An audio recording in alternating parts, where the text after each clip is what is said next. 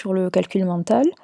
Je vous avais expliqué, ça s'appelle passage à l'unité, parce qu'on va calculer des valeurs d'une grandeur dans une situation de proportionnalité en passant par l'unité d'une de ces grandeurs. Alors, dans la première question, on nous dit 3 kg d'oranges coûtent 12 €. Donc on veut savoir combien coûte 1 kg de ces oranges. Mais pour ça, on a fait 12 divisé par 3. Donc ça, bon, je ne vous l'écris pas à côté, hein, c'est vraiment dans la table. 12 divisé par 3, c'est égal à 4. Et pour savoir combien coûte 8 kg de ces oranges, ben, si 1 kg coûte 4 €, 8 kg coûte 8 fois plus, c'est-à-dire 4 fois 8 égale 32. Donc dans votre case, il faut, enfin, si vous aviez bien compris la consigne, il faut avoir écrit 4 et 32. Vous les séparez comme vous voulez. Alors, question 2, on nous dit 5 stylos coûtent 4 €. Alors, pour savoir combien coûte un stylo, il faut diviser 4 par 5. Alors, ça, c'est le genre de petit truc typique du calcul mental, diviser 4 par 5. Alors, si on n'arrive pas à diviser 4 par 5, on se dit, si je divise 40 par 5, je vais obtenir 8. Sauf que là, c'est pas 40 que je dois diviser, mais 4. Et 4, c'est 10 fois plus petit que 40. Donc je dois obtenir un résultat 10 fois plus petit que 8, c'est-à-dire 0,8. Et après, 0,8, eh ben, je dois le multiplier par 7 pour savoir combien coûte 7 stylos. Et 0,8 multiplié par 7, eh bien, ça fait 5,6, parce que, si vous connaissez bien vos tables, vous savez que 8 fois 7, ça fait 56. Mais là, c'est pas 8 fois 7 qu'on fait, c'est 0,8 fois 7. Et donc, ça nous donne un résultat, du coup, 10 fois plus petit, c'est-à-dire 5,6 au lieu de 56. Voilà, donc c'est toujours un peu la même logique dans ce calcul mental-là.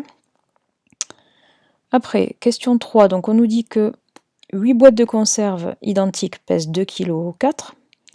Donc une de ces boîtes pèse 0,3 kg. Pourquoi? Parce qu'il faut diviser 2,4 par 8. Et 2,4 divisé par 8, ça donne 0,3.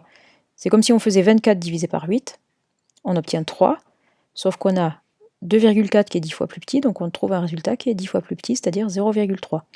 Et après 0,3, il faut le multiplier par 3 pour obtenir le poids de 3 boîtes, et ça fait 0,9. 0,3 multiplié par 3, ça fait, je vous l'écris comme ça, 0,3 multiplié par 3, donc 3 dixièmes si vous voulez, multiplié par 3, ça fait 0,9. Après, question 4. 6 packs de bouteilles contiennent 9 litres d'eau. Donc, une de ces bouteilles contient 9 litres. 9 litres divisé par 6. 9 divisé par 6, donc on voit qu'on va pouvoir rentrer 1 fois 6 dans 9. Il va nous rester 3. Et donc on doit faire après 3 dixièmes divisé par 30 dixièmes divisé par 6. Ça fait 1,5. Si on le pose par exemple, vite fait. Hein. Si vous avez toujours besoin de poser les divisions, ben vous les posez, il n'y a pas de problème. Hein. Hop, 9 divisé par 6. Donc ça fait 1. Ici, il reste 9 moins 6, c'est-à-dire 3. Et après, pour faire 3 divisé par 6, ça, on ne peut pas. Donc du coup, on va rajouter une virgule ici au niveau du quotient. Et là, on va rajouter un 0. Et là, par contre, on peut faire 30 dixièmes divisé par 6. Et 30 dixièmes divisé par 6, ça fait 5 dixièmes. C'est comme ça qu'on trouve 1,5. Donc 9 litres divisé par 6, ça fait 1,5. Et après, on doit multiplier 1,5 par 5 pour trouver la quantité d'eau de 5 bouteilles. Et 1,5 multiplié par 5, ça nous donne, déjà on a 5 unités, et 5 dixièmes multiplié par 5, ça fait 2,5 qui s'ajoute aux 5 unités, donc ça fait 7,5. Après, donc si 2 tickets de bus, c'était facile celui-là, 2 tickets de bus coûtent 5 €, un ticket coûte la moitié, hein, 2,50 €, et du coup 3 de ces tickets, il suffit de multiplier 2,5 par 3, ça donne 7,5. Alors, une recette de cuisine prévoit 200 g de riz pour 4 personnes. Donc pour une personne, il faut diviser 200 par 4, ça fait 50. Si vous vous souvenez, dans la table de 4, il y a 20. 20 divisé par 4, ça fait 5. Donc logiquement, 200 divisé par 4, ça fait 50. Et après, 50, il faut le multiplier par 7 pour trouver combien on doit mettre de grammes de riz pour 7 personnes. Et 50 multiplié par 7, ça fait 350. Pourquoi? Parce que 7 fois 5, 35. Et on rajoute un 0. Question 7. Donc, avec 8 pelotes, on a 320 mètres de laine.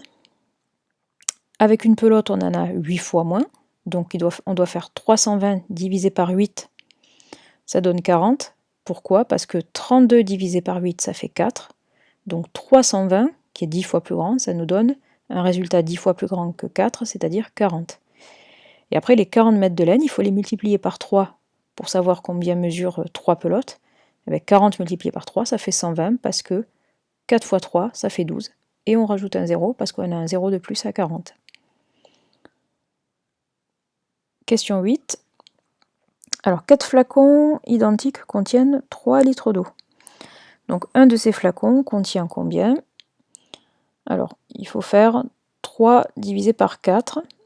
Donc là, pareil, si on a besoin de la poser, la division, ben on peut la poser, si on n'arrive pas à la faire de tête. Alors, ici j'ai 3, et ici, ouais, je dis 3 et je mets 4, pardon. Ici j'ai 3, pardon. Hop. Donc, je ne peux pas faire 3 unités divisées par 4. Ou en tout cas, dans 3, j'ai 0 fois 4. Donc, mon quotient, je commence par mettre 0. 0 fois 4. Donc, pour pouvoir diviser, il va falloir que je divise non pas 3 unités, mais 30 dixièmes. Donc, si ce sont des dixièmes que je divise, eh bien ici, il faut que je mette une virgule à côté du 0. Puisque là, je vais chercher le chiffre des dixièmes. Donc, 30 dixièmes divisé par 4, le mieux que je puisse faire, c'est 7. 7 fois 4, ça fait 28. 30 moins 28, il va rester 2. Hop, mon petit 2 là, je le mets là, un peu décalé. Ah non, attendez. Donc ça, non, ça je le supprime.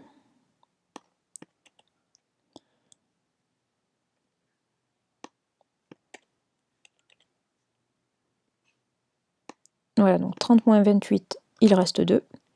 Et je ne vais pas pouvoir faire 2 divisé par 4, mais par contre, je vais pouvoir faire, hop, 20 centièmes divisé par 4. Et là, 20 divisé par 4, ça fait 5. Et comme 5 fois 4, ça fait 20, ben là, il va rester 0. Voilà. Donc 3 divisé par 4, ça fait 0,75.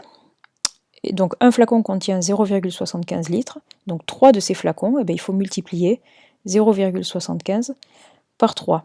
Donc on peut déjà faire 0,75, si on fait x2, c'est comme 0,75 plus 0,75. Ça fait 1,5.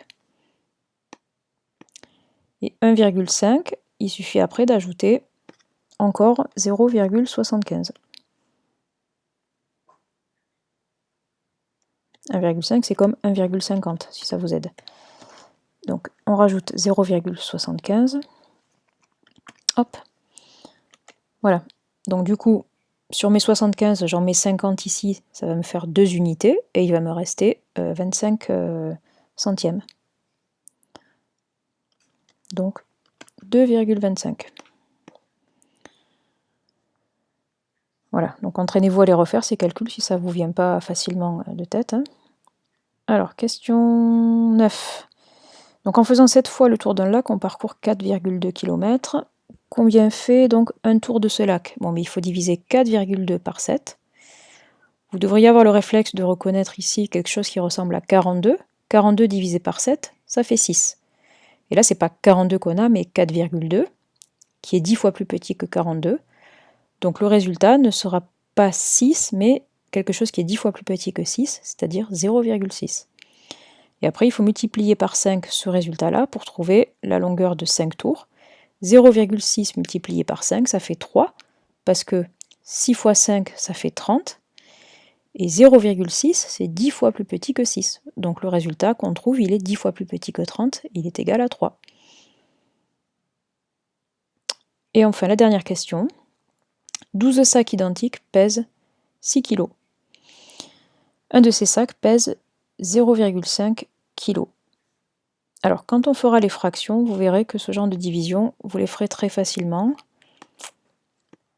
Et là, si c'est pas le cas, vous pouvez la poser s'il y a besoin.